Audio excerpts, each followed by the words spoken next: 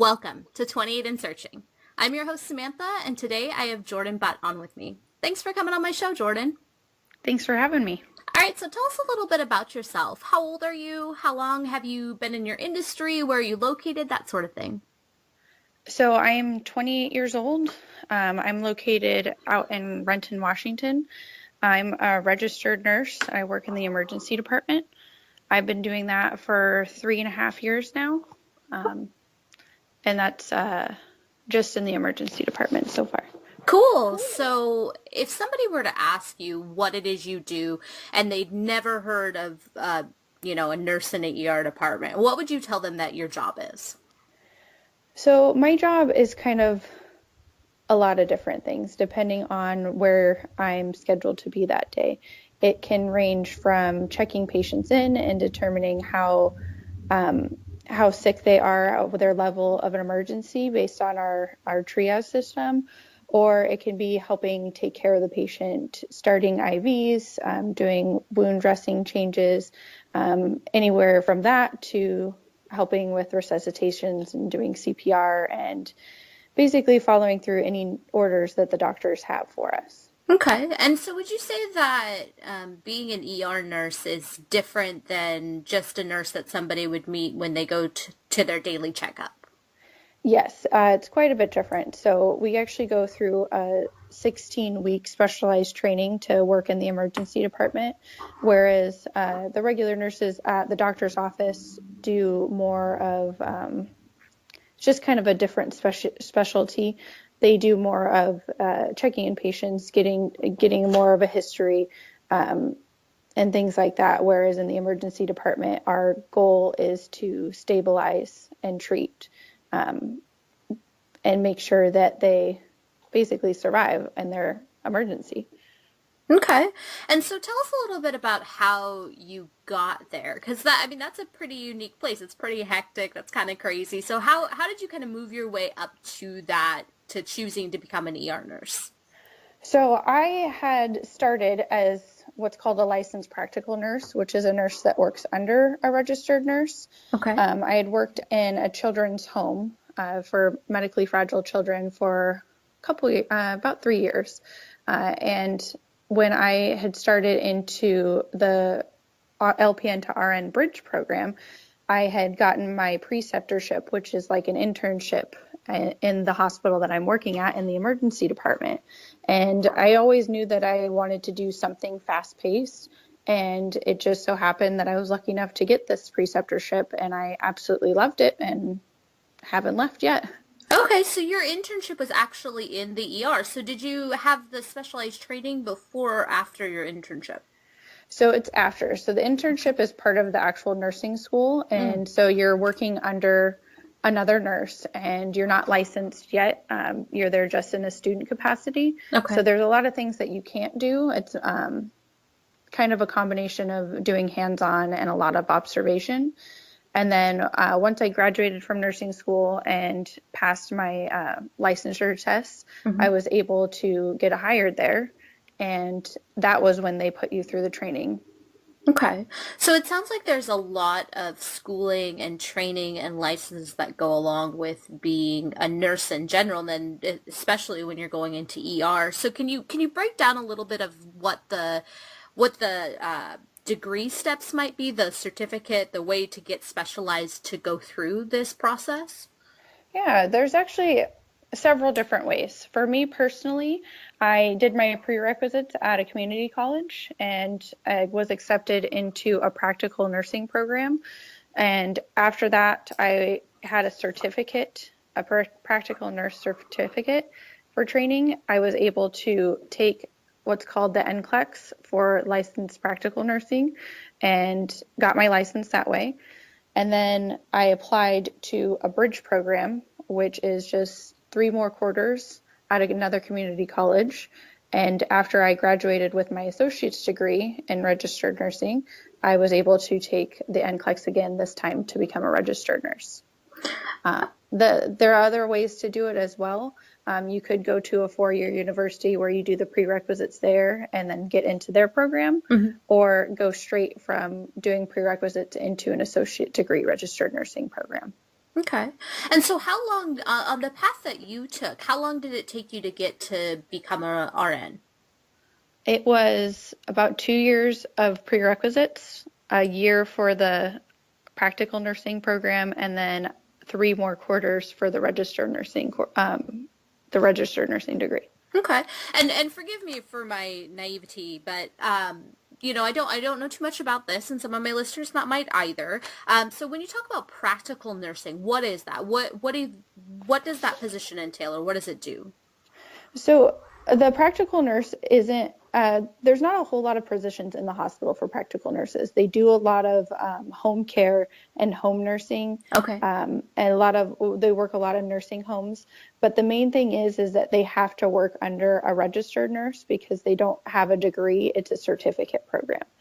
So you can do a lot of the similar things, like you can do wound care, you can do give medications, and you can give shots and things like that, but you can't do everything that a registered nurse does, and you have to work under the supervision of a registered nurse. Okay. So is it almost like, a shortcut per se to go into the practical nursing and then go to get your RN like you did the bridge program rather than going the full 4 years?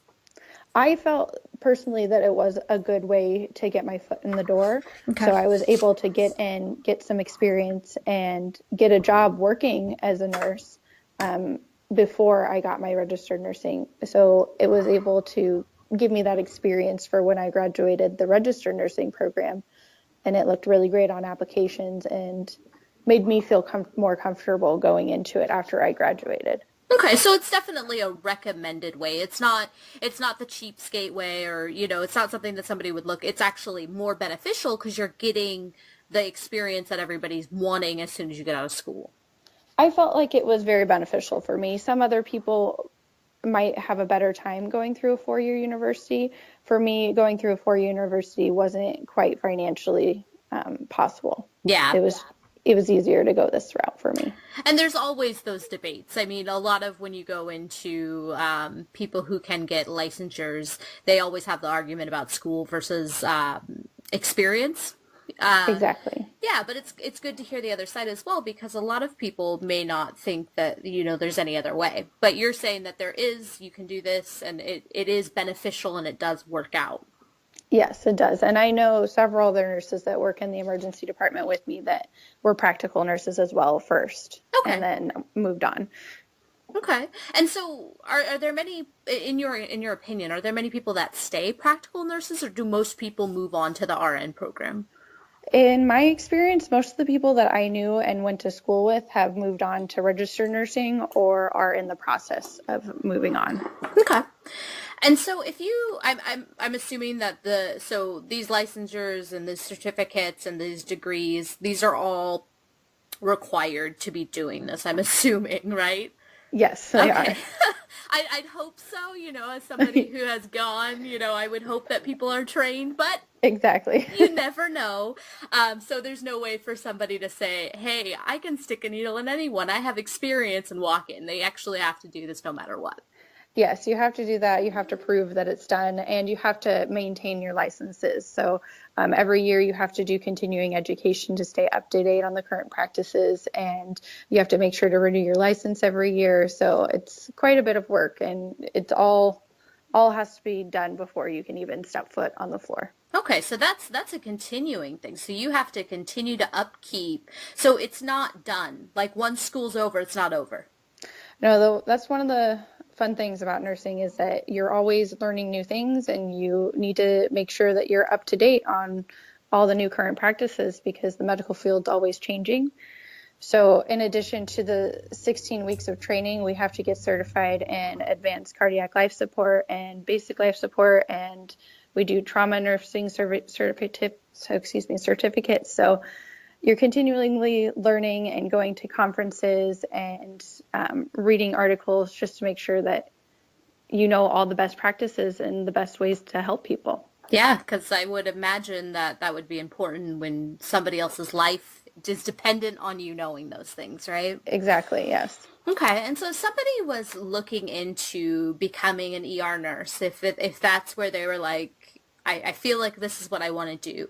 What do you think would be a good starting point or entry level job? Now, it doesn't mean that they have to already be, it doesn't necessarily have to pertain to the hospital, but where could they gain some of those skills, even if, let's say, they don't have the certificate yet? Oh, I know that a lot of people that I work with started out as volunteers in hospitals, just getting their foot in the door and making sure that medicine and that type of environment is what they want to be around. Okay. So I know our hospital does volunteers in the main hospital where you can go around and help comfort patients and take them from place to place. And then also we have volunteers in the emergency department who help stocking and stock the rooms, and they're able to observe certain cases as long as it's okay with the patient. So they're kind of getting their foot in the door and knowing that this is the type of thing that they want to do. This is the type of people that I want to work with. So it's a good entry level, no experience required way to get in as a volunteer. Well, and that might even be good for the atmosphere, right? Because a lot of people don't get the chance to step into an environment before they actually start a job. So by volunteering, they actually learn the hospital, right? Exactly. And especially the emergency department can be a very acquired taste sometimes because it can get very stressful and patients aren't exactly the happiest when they're coming in for an emergency because this is not exactly where they expected their day to go. So I know that a lot of our volunteers, they absolutely love it, but there are some who come in, see it and say, this isn't for me, and then go volunteer somewhere else. Okay, and so when if somebody were to look to volunteer, I had read about volunteer in some hospitals. Actually, it's a pretty lengthy process to volunteer. Is it an overflooded like opportunity, or do they accept quite a few people? I think it just depends on the hospital. I know our hospital, the volunteers in our emergency department is a fairly new group. One of our registered nurses actually started it within the past year. So we're still getting new people, and they're only required to do, I believe, 4 hours a week. Okay. So it's not super time consuming. And since it's only 4 hours a week, a lot of them are doing it here and there. So there is quite a bit of room for new volunteers. However, at other hospitals, I'm not sure, they might be overflooded with volunteers, but it's definitely something that I would recommend looking into if you wanted to be a nurse, not even just in the emergency department, but a nurse in general, or a tech, an emergency tech, or a nurse's assistant, anything in the hospital. You'd want to make sure that you want to do this work because it does take a lot of effort to get into it. Sure. And so, in your experience or opinion, if somebody wanted to volunteer, is it like something that's readily available on a website, or is it something that they Google search or actually go to the hospital? What's the best way for people to look for those opportunities? I know that you can find opportunities on hospital websites, or even just calling the Human Resource Center of a hospital is always a good place to check. Most places, the Human Resource Department is invaluable and they're able to point you in the right direction. Okay. And so, if we're talking about being an ER nurse specifically, what type of personality traits best work in that environment? Well, you'd have to be very detail oriented and able to work in stressful conditions. It can be pretty overwhelming at times, so you need to be able to deal with that stress and overcome it and still focus on the task at hand. And then the ability to multitask is very important because when these patients come in, it's not like when they go up to the floor and they're admitted to the hospital, they come in and you're starting everything from scratch. So you're listening to what happened to them while you're starting IVs and you're getting everything ready. So you're pretty much always doing multiple things at once. Even if you're just assessing the patient from across the room while you're talking to them, it can be pretty overwhelming. So I would say that's the number one thing that you need to have. Okay. And what would be the one thing about your personality that has really suited your position? I'd like to say very determined, I would say, in the sense that I'm determined to get things done. I like to work at a fast pace and make sure that everything's done and done quickly and done right. And I feel like that's helped me a lot since I've gotten this job. Okay. And so if we flip that, if we're talking about, what type of people should not be in this position, what is the one trait that if somebody has, you just say, this is not for you? I would probably say it's somebody who wants to go to work and just get through the day. I don't know the name of that trait, Yeah.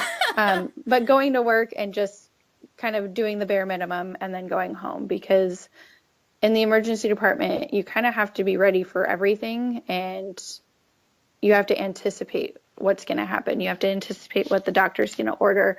And if you're just going in to just get a job done, like to punch a clock and go home, it's not quite the job for you. So if you're not passionate and all you want is a paycheck, this isn't going to be where you want to be. Exactly. Okay. And if we're talking about you, what would be the one personality trait that you've kind of struggled with, where you either had to change yourself or kind of change the job to really make it work out for you? I've had a really hard time when patients are yelling at me. It was a hard thing to get used to, because I went into the emergency department wanting to save lives and wanting to help people as much as I could, and then to show up and have them yell at me Hmm. for something that's out of my control.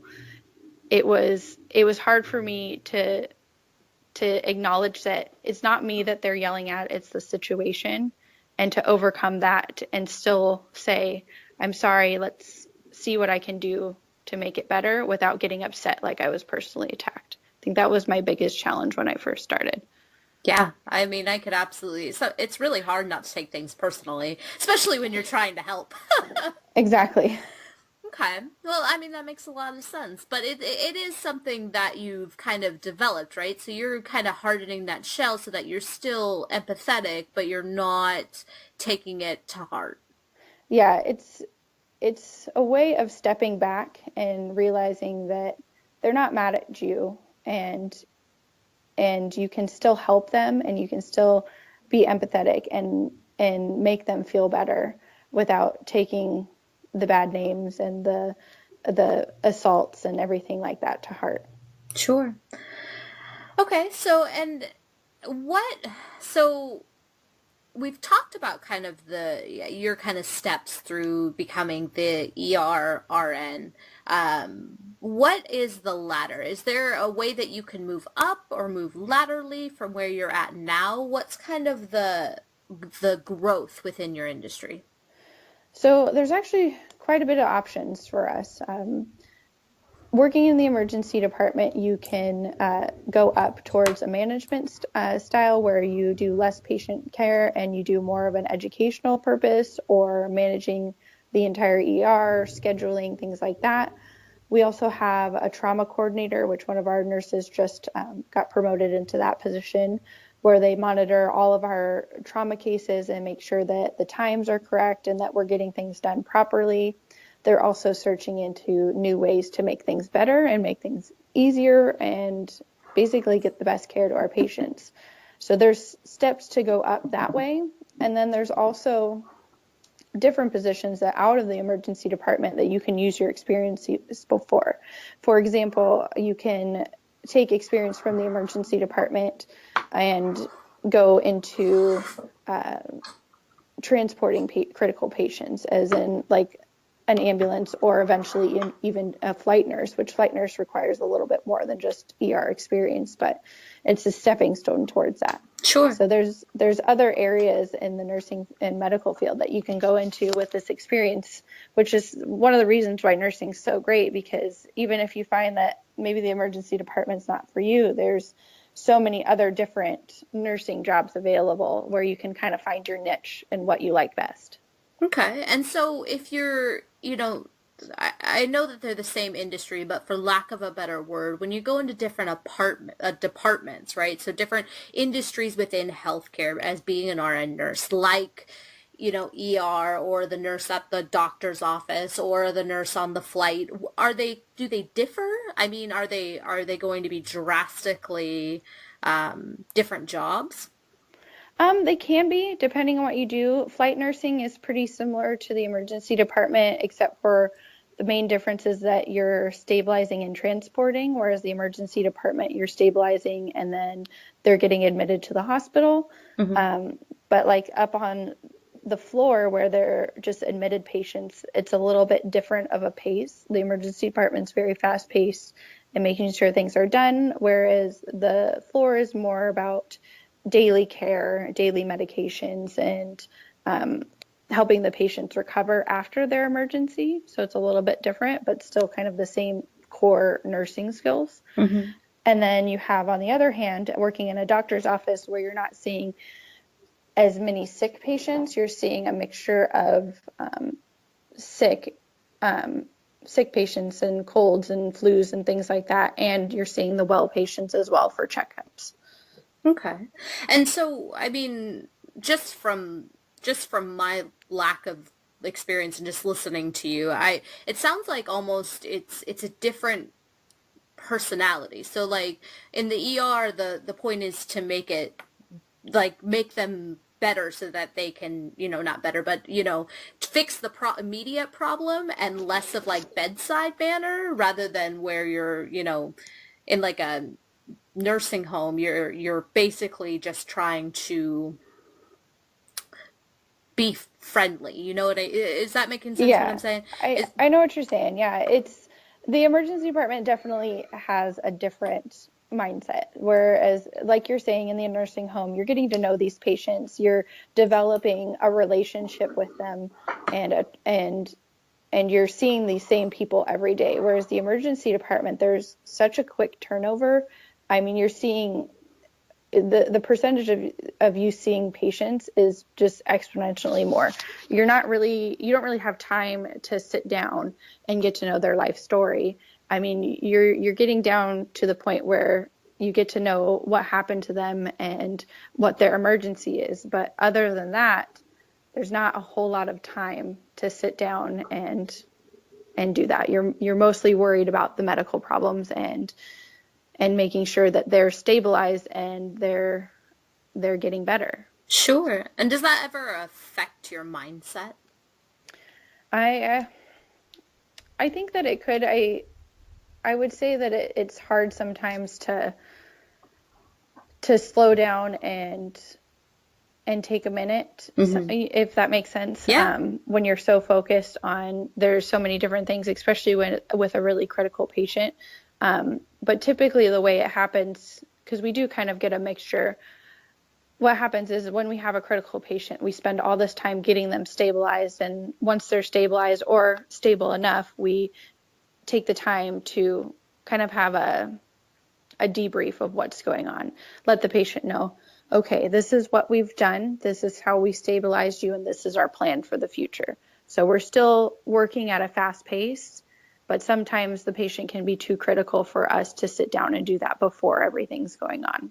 Sure. So it's more of a rush, if that makes sense. Yeah, yeah. I mean, I could see the mindset shift, right? Because I mean, even though it's all nursing is helping people in your specific area, it's very much, life and death most of the time, right? So it's this sense of urgency that maybe others wouldn't necessarily have.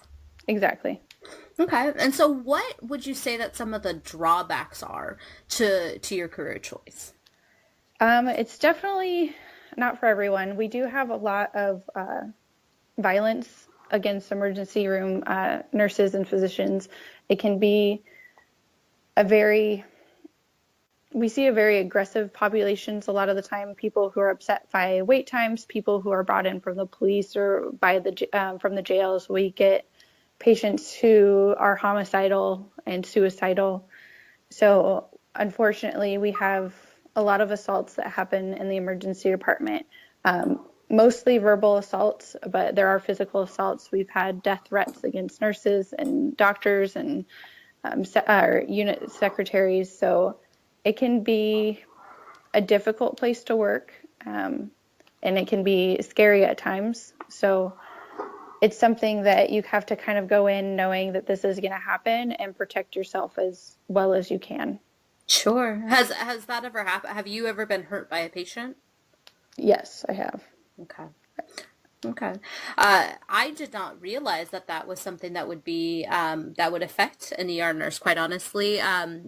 A lot of my listeners have wanted me to interview somebody in your position, and that was one of the questions that I had been asked to bring up with you if you have been hurt by a patient before, and I didn't realize that was a growing concern. Unfortunately, it happens. We get a lot of patients. In my personal experience, I've been assaulted twice. The one I was spit on. It was a patient who was brought in involuntarily for a mental health issue, Hmm. and the patient had been getting increasingly aggressive and ended up being restrained for the patient's safety and the staff's safety. And while I was performing patient care, he spit on me. So kind of the lesser of the assaults, but still not something that you would ever want to happen. No, And not at then all. another time I was in with another patient who was brought in involuntarily by the police for being a danger to themselves and others. And the patient got extremely aggressive and ended up pushing me against the wall. When we were restraining them, they ended up scratching my arms. And so that was a little bit more physically intensive, but still, thankfully, I wasn't hurt too badly. And then one other time, I had to call the police because a patient had threatened to kill me personally, Oh my which goodness. is why when working in the emergency department, none of our name tags have our last names on them. So it's just first names. We're not allowed to tell them our last names. So it's more of a safety issue. So, but Yeah. basically, you kind of follow through. You let the police know, they make a record of it. And so if anything were to happen, God forbid, um, they can at least take some action about it. Sure. Okay, so that's definitely, I mean, that's definitely a drawback. That's something that if somebody doesn't have an iron will, probably not gonna work out for them. They want to, if you're a scaredy cat like me, you definitely don't want to be going into those situations, right?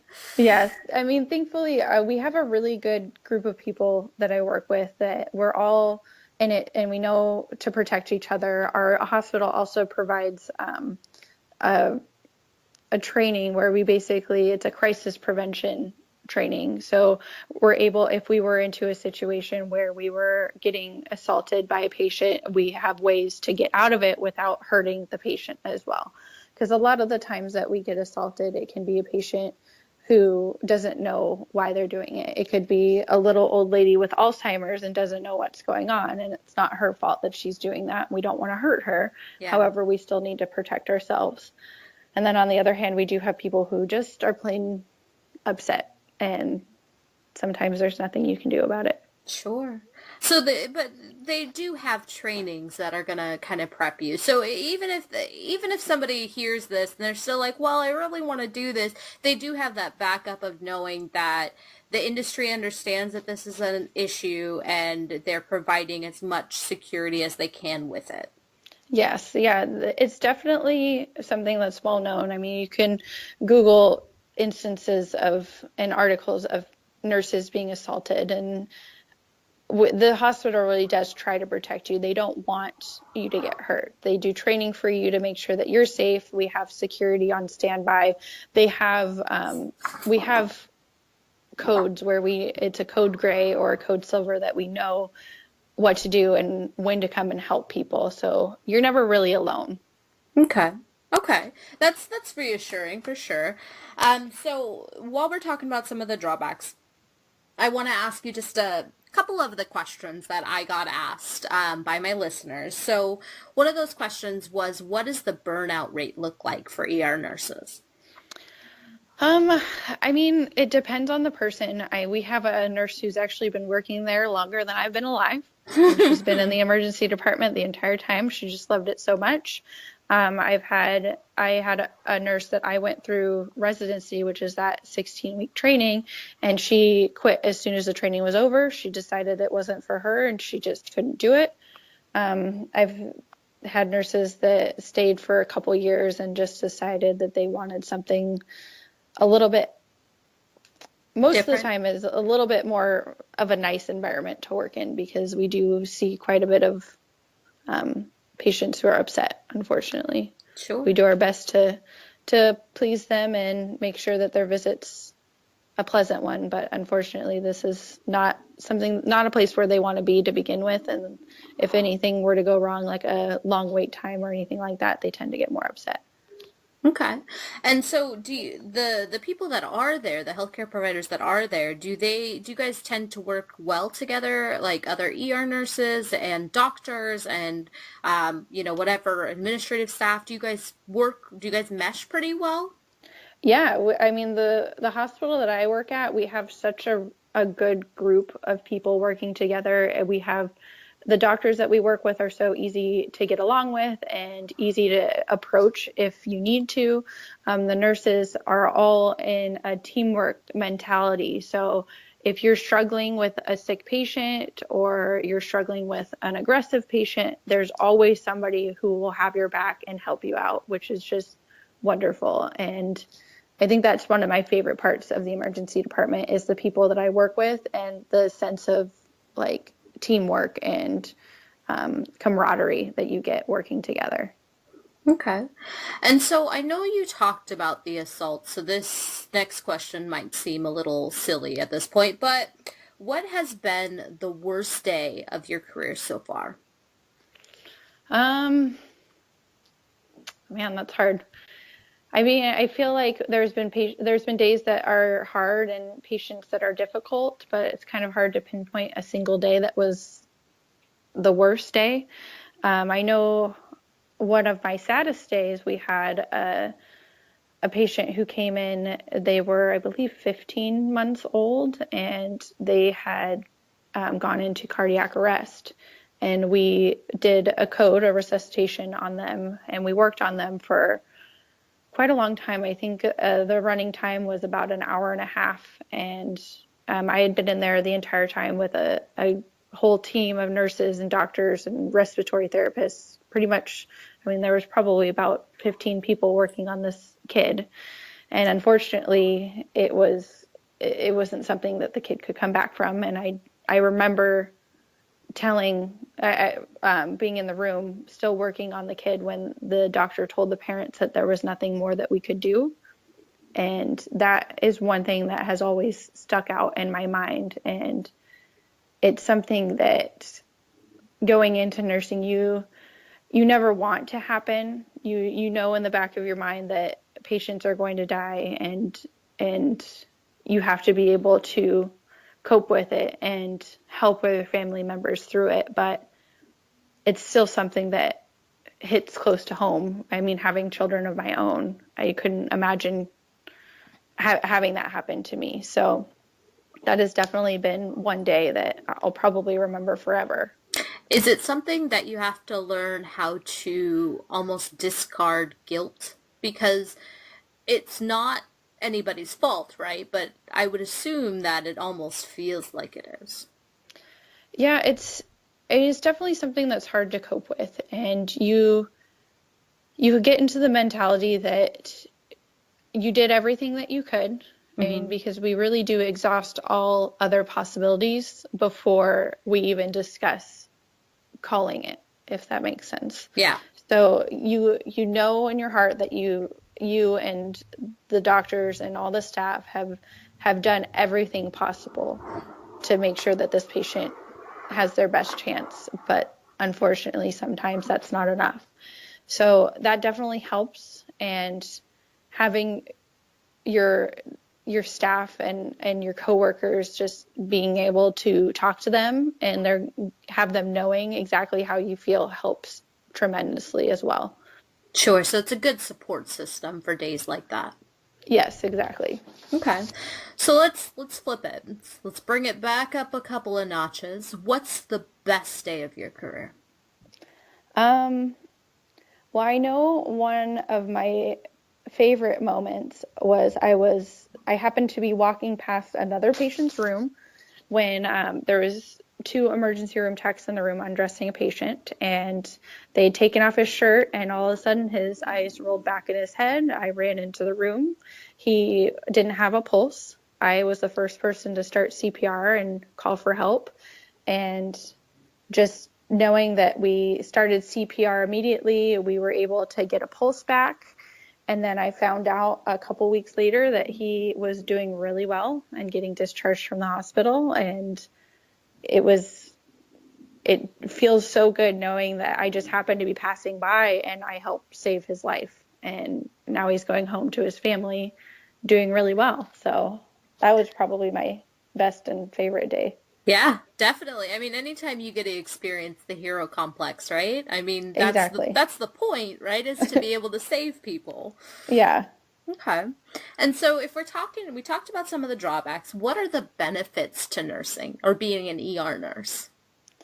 I love having the fast turnaround and I love that no day is the same. So I'm seeing patients from a wide range of medical complaints. I can see somebody who's come in for a cold that just won't go away or a cough that just won't go away to a patient who had a cardiac arrest in the field and we're still doing CPR. So every day is different and every patient's story is different. And with the fast turnaround, I get to meet so many new people and get to know so many new people and know that I was there to help them on their bad day and make it just a little bit better. Yeah, absolutely. And so what does the market for ER nurses look like? The job market. Like is it easy to get a job in ER nursing? Is it super competitive? What does it kind of look like? Well, it's definitely very competitive. When I got hired, I know there was probably, I think, 250 applicants just for that round of Okay. 5 open positions. Wow. Those were actually just the ones that got interviews. I don't know if there were, I'm sure there was a ton more applicants as well. However, I know that, I mean, we've been short-staffed for quite a while. Unfortunately, for budgetary reasons, we haven't been able to hire anybody else yet, Hmm. but we're always expanding because we're seeing more and more patients each year. It's been growing exponentially each year, unfortunately, but there's definitely a need for ER nurses. You just kind of have to find the right hospital for you and the right hospital that's hiring. Okay. And so you talked about budgetary. So is this a job that you can make a livable wage in, or is it, under market or over market? I definitely you can make a living off of this. I mean, nurses, um, I would say we probably get underpaid for what we do. However, we do make good money for what we're doing right now. Okay. Okay, yeah, that's fair. Because I know that, a lot of times people talk about going to school and whether the cost is worth it. Would you say that the offset of your schooling versus your salary is worth the education?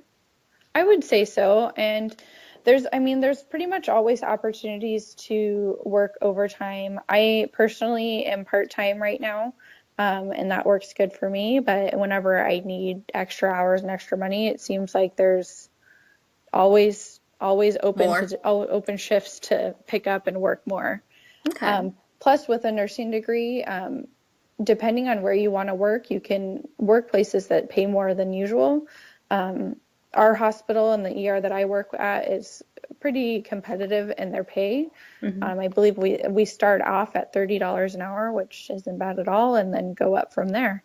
Okay. So yeah, it's definitely something where, it's not a master's that costs hundreds of thousands where you make 20,000 a year. It's definitely equal to the cost of your schooling. Yes. Okay. So what would you say you love most about what you do? I definitely love that feeling of saving people and making sure that you're making a difference.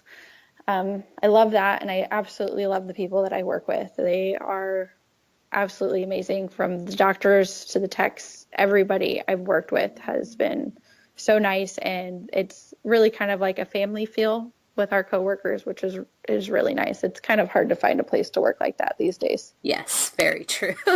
Is there a singular moment when you knew that this was what you wanted to do? Well, I pretty much always wanted to be in the medical field. I remember when I was a kid, my brother had cut his head open, jumping, doing something stupid. And I remember going to the emergency room with him, and he was getting his head stapled shut. And I just thought, this is the coolest thing ever. I want to do this. I want to be here. And going through school, I got to experience the different departments. You work a little bit with children, you work in the birth center, you kind of go all over to get a taste of what you want to do. Hmm. The only place that you don't get to go is the emergency department until the internship portion of it. And so since I got to see all those other departments and I really didn't get much experience in the emergency department, I kind of thought, oh, I could do labor and delivery. I could work with kids. But it wasn't until my internship that I knew this is where I want to work. This is what I want to do. And so when we're talking about schooling, because I know this is a little bit off topic, but when you're going through that schooling, I've heard that it's just very rigorous. It's not, it's very time consuming and brain consuming, and basically you lose your life. Yeah, it's a lot. It's you're reading, I mean, you're required to know the information of the entire body basically and what can go wrong. And the nursing programs, associate's degree programs, only 6 quarters for the most part. I mean, it varies depending on the school, but that's not a whole lot of time for you to cram all that knowledge in. So it's definitely a lot of studying. It takes up a lot of time, and you have to be able to manage that time well. And unfortunately, most of the time, your social life takes a hit during school. But I mean, what kind of schooling doesn't require a ton of attention and a ton of time if you Sure. want to do it properly? Have in the actual job portion of being an ER nurse, is the schedule crazy? Is it, I mean, you say you're part-time. Do they actually allow you to be part-time, or you are always calling out overtime, or how does that kind of work for that portion? So in the emergency department specifically, we have a wide range of different scheduling options. We have people who are full-time, who work 12-hour shifts, and then we have part-time people like me who I work 8-hour shifts. So I end up working 24 hours one week and then 30 hours the next week, or excuse me, 32 hours the next week. So it rotates. So unfortunately, you do have to work some holidays. You do have to work weekends. So it's kind of crazy in that portion of it. Hmm. However, you kind of learn to work your life around it. I work every other weekend, and if I have to work a holiday, I get holiday pay, which is great. Or I can try and find another coworker who will trade a day. So you kind of have a wide range of the hours that you want to work and the times you want to work. Most people, when they get initially out of nursing school, they typically end up with a night shift position from like a 7 p.m. to a 7 a.m. position, things like that, because they are less desirable. The people who have been there longer usually want to go to day shift. Hmm. But there's night shift hours, there's evening hours, and there's day shift hours. So it's really kind of, I mean, it's obviously whatever you can get, but there's a lot of room for you to kind of move around to get what you want and what works for you. Okay. And so once you've kind of gained like a seniority almost, it'll be easier to get the more desirable positions. You just have to put in your time. Exactly. Yeah. I originally started off as a 10-hour in a 10-hour full-time position. So I was working 5 p.m. to 1:30 a.m. I would work 5 days in a row. I would have one day off, and then I'd work three more, and then I'd have 5 days off. It was kind of a hard schedule because you're basically working 8 days in a row because that one day off you have in the middle, you can't really do anything except for catch up on sleep. Yeah. And then once I had worked that for a while, I got seniority and an evening shift became available. And so I started working in the evenings like a swing shift. And I dropped down some hours because I was pregnant with my first daughter. And it turned out it worked really well for me. It just took some time to get to that position. Okay. And so currently, do you have any expansion plans or any things you're working towards right now in your own career? So my next step would be to go back to school and get my bachelor's degree. And then that way, if I ever decide to switch hospitals or go into flight nursing, I'll be able to have that extra schooling to be prepared for that. Okay, cool. So I just have a couple more questions. We've kind of gone through what it means to be an ER nurse. So what did you want to be when you were a kid? I wanted to be a surgeon. I wanted to be like hands deep in the blood and guts. In That the was gook, yeah. Okay. Well, you're not very far. You never know. That no. might be in your future. I know. I've definitely thought about going back to school and getting a doctorate or something like that, which is something that you can do once you have your nurse's degree. The most typical path would be to go towards a nurse practitioner and get your doctorate that way. And that's something that might happen in the future. It's just the next step for me is to get my bachelor's and move on up. Sure, absolutely. So what is the best piece of business advice that you've received? I would say that's a hard question. Yeah, and it could Um, be either about nursing or about business in general. I would definitely say to just keep working because nursing school can be so overwhelming at times. And when I was in my practical nursing program, only half the class that I started with graduated because it was so labor intensive and it's hard to keep up. But I just remember talking to my advisor, and they said, just keep working. You'll get through it. It's only a portion of your life, and then it'll be over, and then you're going to be where you want to be. So that was kind of the thing that kept me going all through nursing school. Yeah, absolutely. I think that's good advice for anybody who's fighting through anything because basically nothing worth achieving, doesn't it comes easy. Exactly. So what's something you would tell somebody who's currently feeling lacking in their career or in searching for what they want to do? I would say that it's never too late to switch over to a medical field because I know there's a lot of people that I've met through schooling and in my previous jobs and now this job that didn't realize that they wanted to go into nursing until after they had done something else. And that's okay. There's a lot of people who've gotten degrees in psychology or business or whatever else, and they decided later in life they wanted to be a nurse and they loved it. And so never give up on searching for something that you want to do. Yeah, absolutely. All right, Jordan. Well, thank you for coming on my show. No, you're welcome. It was great. If you like this episode or you're looking to change your career, go to 28andsearching.com or become a patron to get exclusive content sent directly to you. See you next week.